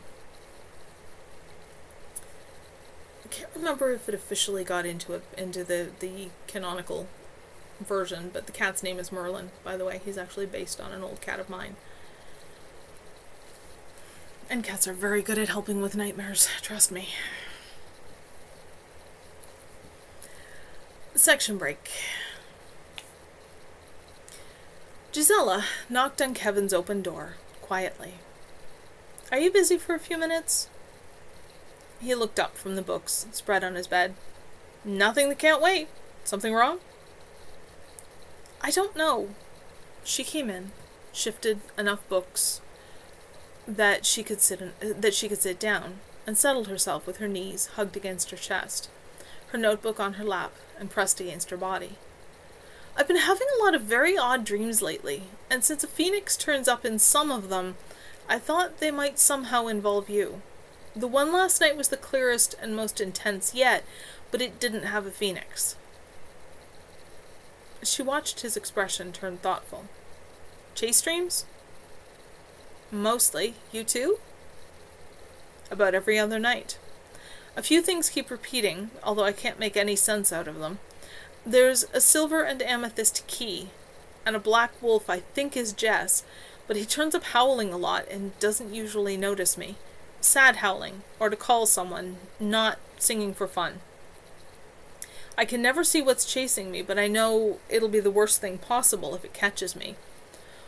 Where it happens varies every time, but there's usually water around or involved. I see a collar, like a wolf might wear for decoration fur form, but it's silver and amethyst, and it's usually broken. And a black wolf sometimes, but not always. Most of the time I'm in a forest that looks like the mother of all storms just ended. A northern type forest, mostly conifers. No one else in my coven has been having them. I asked a while back, because spillover dreams that refract back and forth can get intense like that. Well, I asked Jess. He just says he has the usual kinds of dreams he's always had in Haven. There aren't all that many all-black wolves in Haven. It could only reasonably be Jess, and the two of us are linked to him. It has to be connected somehow. How is the question? I really hope they're symbolic and not prophetic. I've seen Jess, or at least whoever the wolf is, dead a couple of times. Flynn checked and didn't get anything except the same unfinished business thing he always gets with Jess. I'll ask him to check again, just in case. Sam apparently warned him that direct demon involvement could interfere with his ability to pick up on even immediate danger. And let me tell you, that's a thought that seriously unsettled our seer. And we are, of course, not going to ask how Sam would know that. Have you been writing them down? She nodded. You? Yes. Maybe we should take a closer look and compare notes. We might be jumping at shadows, but I think there's something to this. If nothing else, maybe if we bounce some of what overlaps off Flynn, it'll trigger something by association. Now? If it works for you? Hello! How's it going? With more books cleared away, they settled down to see what they could find.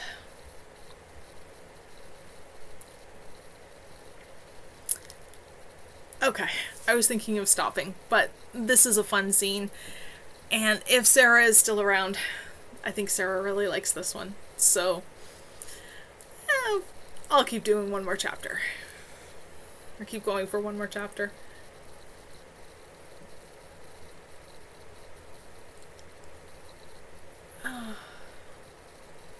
Hello! How's it going? Suddenly I have people showing up in the channel. Wow! Usually it's pretty quiet.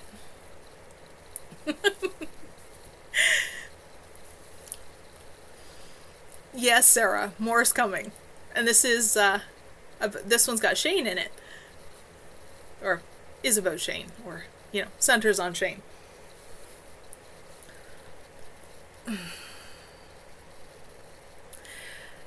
Shane glanced up,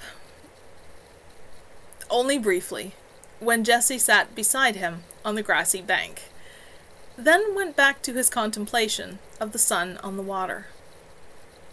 "What are you thinking about?" Jess asked quietly.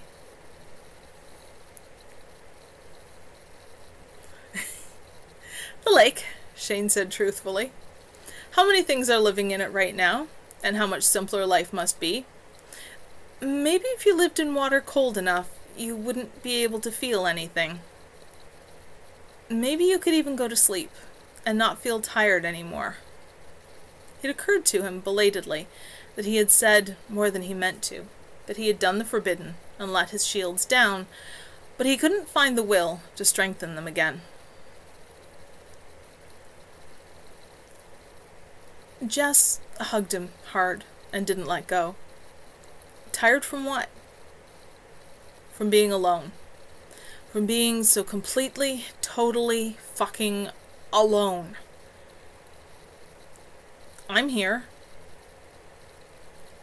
Until they figure out if you are who they're so scared you are, and get really serious about trying..."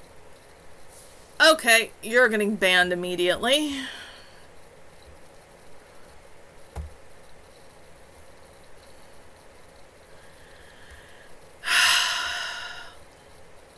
I do not understand why people feel the need to wander into channels at random and decide to be rude and obnoxious and just generally nasty.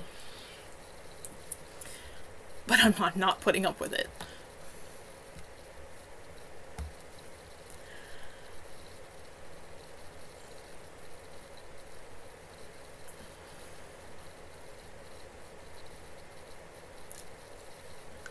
He's been banned.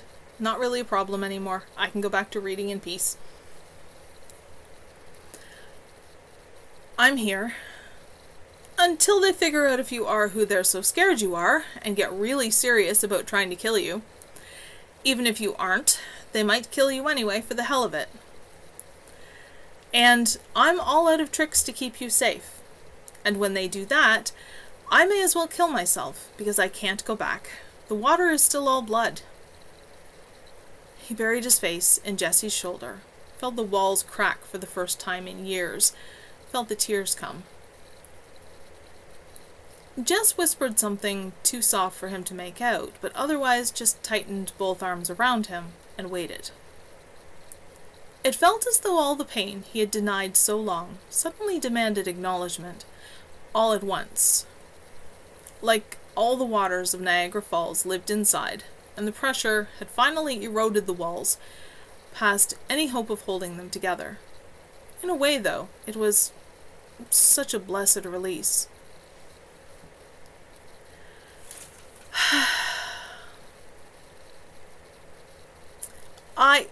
No, I'm not playing Fortnite. That's not what I do. I read the stories that I write.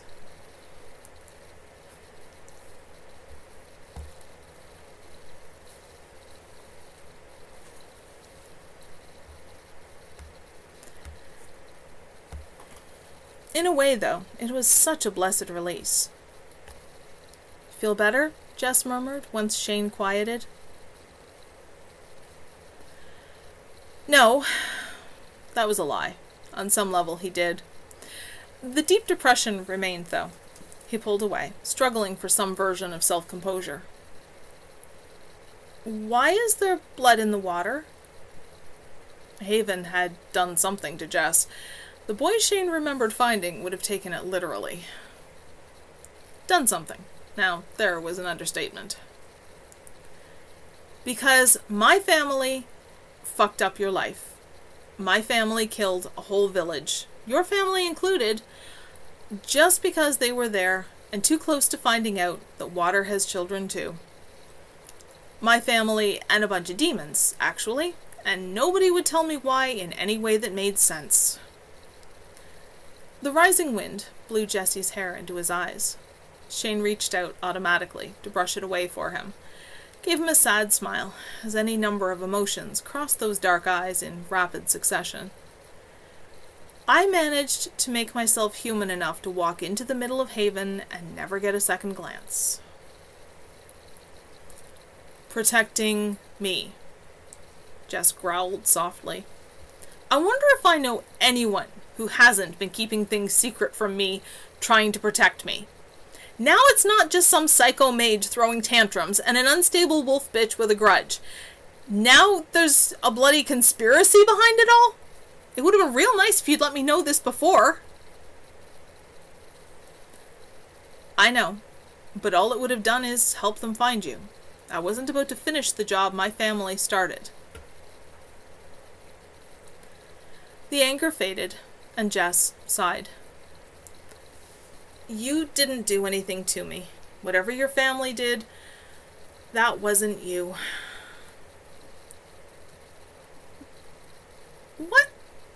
What are you talking about? I'm very shortly going to start banning anybody who's babbling things that don't make sense or are just generally annoying or have absolutely nothing to do with what's going on. I don't play games on Twitch. I read. I don't like Fortnite. I have zero interest in Fortnite. And I have no idea what the heck you're talking about right at the moment. Honestly, I have no clue. So, repeating it 25 more times is not really going to get you much of anything. Except, eventually I'm going to run out of patience and you're going to get banned. Okay?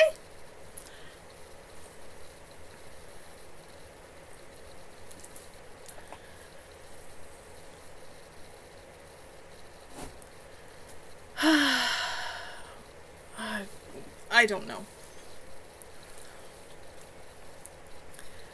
Okay. I know, but all it would have done is help them find you. I wasn't about to finish the job my family started. The anger faded, and Jess sighed. You didn't do anything to me. Whatever your family did, That wasn't you. And even if it was you, you've helped me more than enough times to make up for it. You should never have been on the streets. That bastard should never have had a chance to hurt you. You should be with your real family. Sound cut out.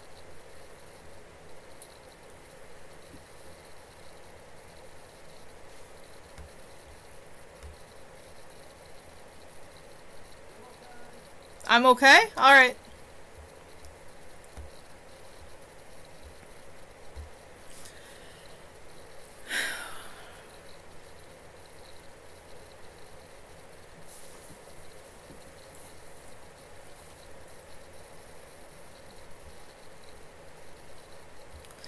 Okay, I am definitely running out of patience.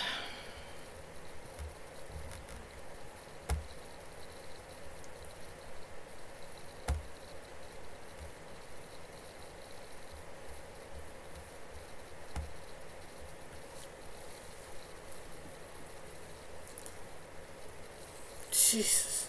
I should not have to freaking time out or ban multiple people that quickly. People really need to get a life. Okay. Maybe I can actually read now. Without interruptions that are messing with the story. Well, I'm with the next best thing, so things haven't gone too badly. I'm still alive, and I'm damn well going to stay that way. Especially if I have information for a change. The wind danced around them, made them both shiver. Shane glanced up and frowned. He had spent quite some time watching the reflection of the clear sky in the water. Where had all the grey, heavy clouds come from, and that too cool wind? Alarmed, he closed his eyes, reached deep inside, forcing awake senses long dormant. Those senses gave him a fuzzy impression of power at work, shimmering tendrils of it running through the waves and the wind. Can you protect me from annoying people? Oh shit, he breathed. No wonder I started thinking about that so much all of a sudden. The demons were too cautious. They didn't want to mess with Jess, just in case, but the mare and I were another matter. Practicality took over. He got up and held down both hands to Jess. We can finish this conversation later. We have to get back to the house. To his relief, Jess simply nodded and accepted the help in getting to his feet. So, let's move. Which direction are we watching for danger? The lake and the sky. The sky kept darkening. Shane cursed at himself. If he'd been paying attention, instead of giving in to feelings that did him no good at all, they could have been safely back inside the walls by now. Power surged, and the water rippled, as though something large had made a dive just below the surface. A surface that quivered, then collapsed, drawing itself together and up into the form of a huge snake. Ah, hell. Jess, stay behind me. Got it? Right, Jess said, his voice shaking only slightly. Well, he must be getting somewhat used to magical shocks by now, although they weren't usually spreading cobra hoods overhead and weaving back and forth in a threatening dance. What if we get away from the lake, into the forest? They just might switch to calling the lightning, Shane said grimly. Water itself I can fight. Lightning is way too advanced for me. It'll get us both quite dead. Oh, okay. Shane spread his feet and braced himself. This was going to hurt. Might very well kill him, but if he could keep them from getting Jess, anything was worth it.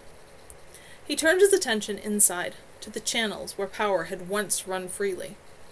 The little he had used since blocking off those channels had been a narrow stream, just enough to keep them from drying up completely. Except that now he needed far more than that stream. He needed the full river to flow again. The spring at the source remained, he knew that. The challenge was to clear the way and set the power free. The water serpent struck at them. Shane let himself be distracted long enough to shield, and the serpent was bounced harmlessly away. He had to reach it, whatever it cost him, or Jess would die. This construct of water would drag him under and drown him. Deep inside, something shuddered, and something shattered, and power surged along the dry channels, power so cold it burned, raw against his nerves. But it was there, waiting for him to use it. He took a deep breath and sang, cold and ice and winter. Somewhere not far away, but far enough away to keep the singer out of immediate danger, he heard a second voice raised, calling summer and warmth. Doggedly he fought it, and slowly the water cobra stilled, hardening into ice. Jess? Yeah, the wolf answered instantly, alertly. There is no way in hell I can beat a fully trained mage. You have to go get Kevin. He and I together should be able to. I'll keep him from noticing you aren't here. Just don't take forever, okay? Rather helpful that Jess was only in the mage silks wolves like to wear. Without even a pause to reply, he shifted and faded neatly into the forest on 4 feet. An amusing thought flitted across his mind, the scene when Jess appeared, quite possibly with Sundark already in circle, to haul Kevin away for a mage battle. Of water, not fire. Then the water serpent thawed again, dipped low to threaten him, and forced his attention back to the battle itself. It couldn't actually hurt him. What could it do? Pull him in and try to drown him? He kept fighting it anyway, pretending Jess was still behind him, struggling to freeze the serpent into rigid ice. The other voice quavered, fell briefly silent. The snake hardened promptly, and the other voice returned with a different song. Shane reached frantically for the power of the lake beside him, and flung it into a shield as the huge ice statue fell, directly over him. Shards of ice exploded in all directions with alarming force. Instinctively, Shane crouched, lost the thread of the song, but his shield held, and none of the ice touched him. Round 1's over. He searched outwards for the signature of the mage facing him. If he or she were from his family, from the colony he had grown up in, he should be able to recognize it. Familiar? Oh yes, it took no effort to identify. Oh hell, that was Lou. How could he fight his own cousin, once his dearest friend? No matter who it was, he had no right to attack Jess, and no matter who, Shane was going to be in the middle. Lou waited, granting him the next move. Between equals, it was a courtesy. At the moment, it felt like condescension.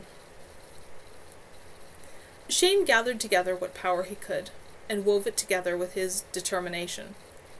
He began to sing again, pouring into it all the darkness he could, all the pain and fear and despair he could call up from his memory.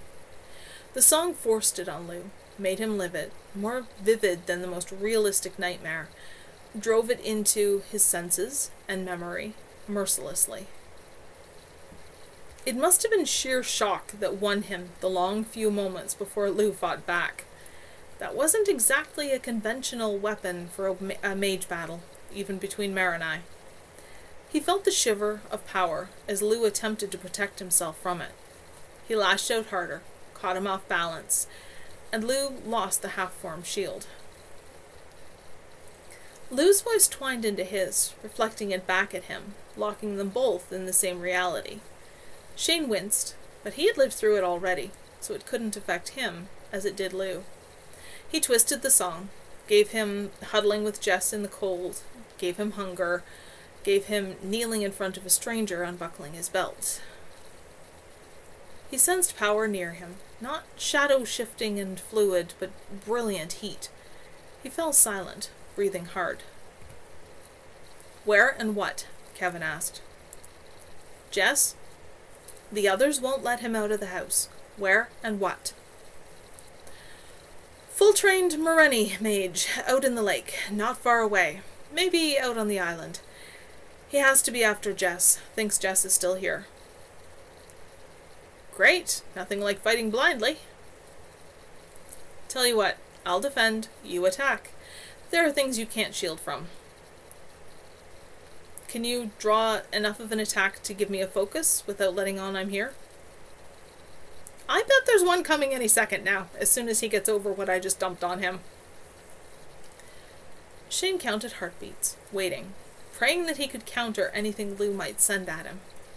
He reached 12 when he heard Lou singing again.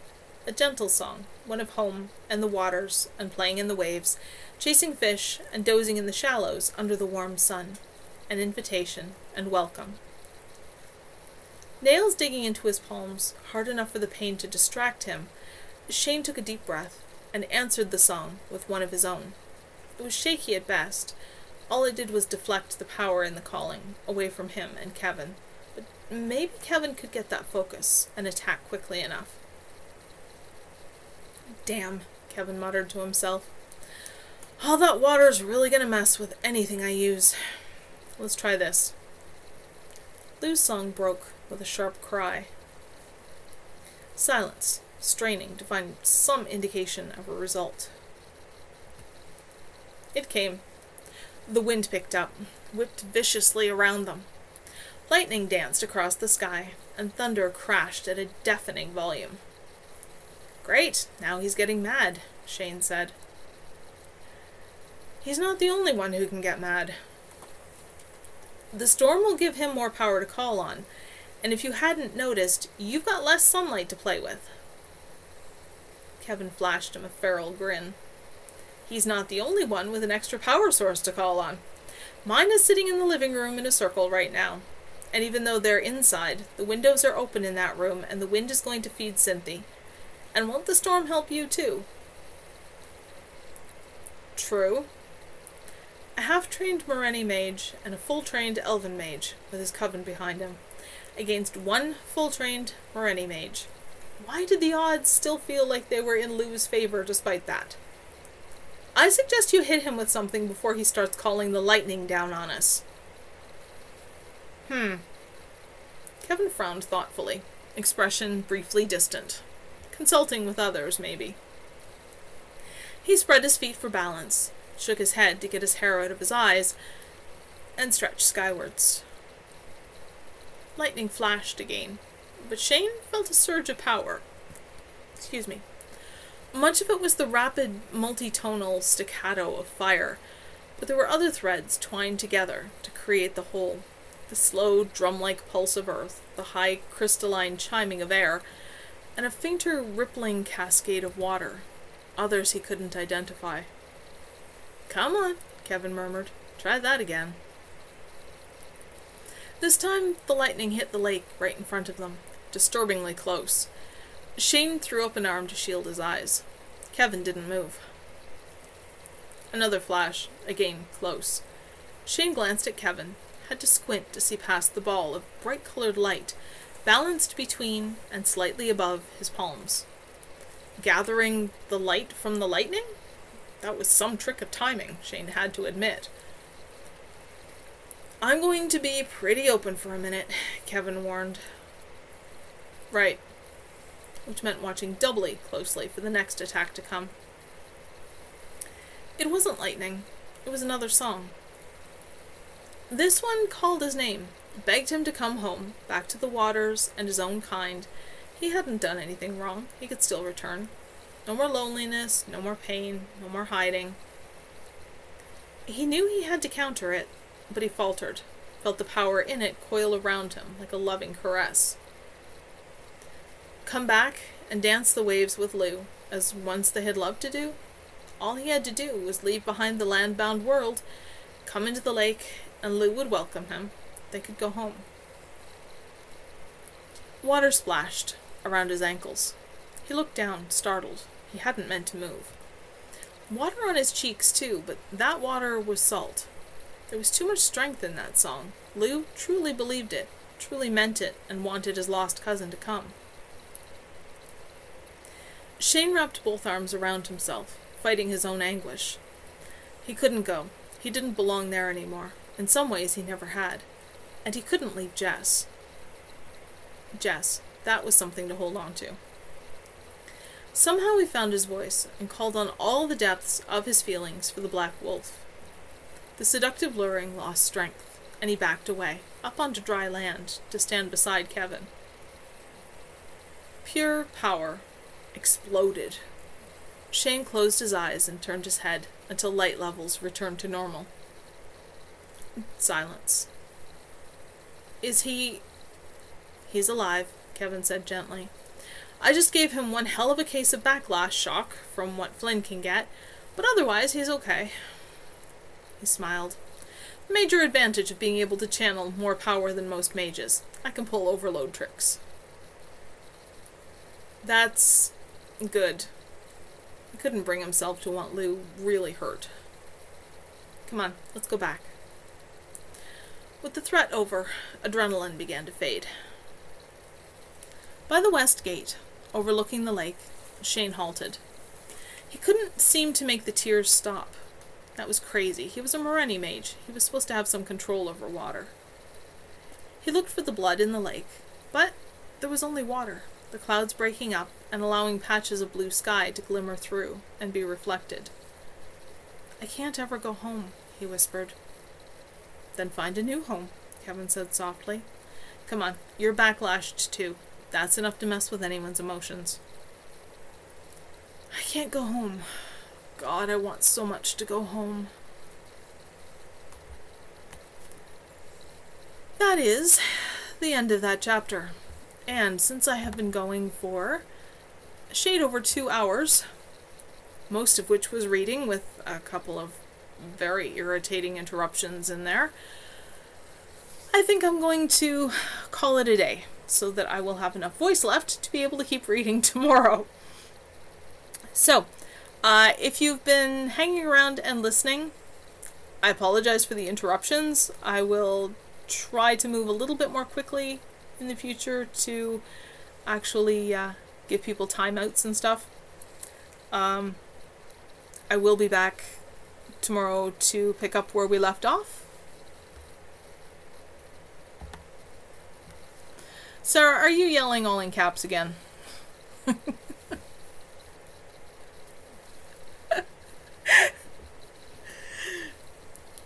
Okay. It's hard to convince everything to just allow you to do all caps because, you know, I trust you and I know that you're not yelling nasty things at me, but as we have seen today, there are some very irritating people out there.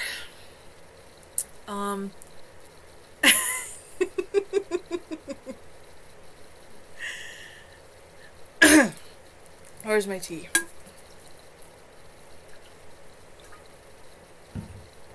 Okay. I'm gonna call it a day. I hope everybody's managing to hang in there and stay sane.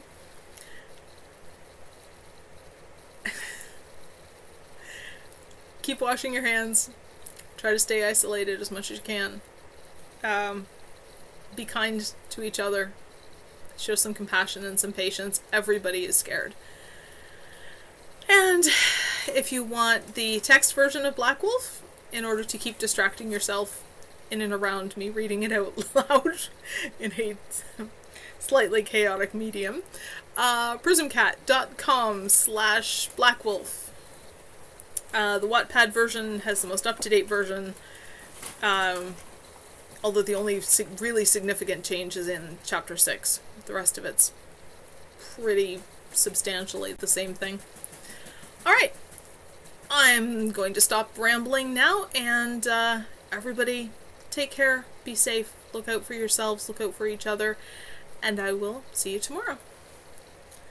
Somewhere around here, I have a stop streaming button. There it is!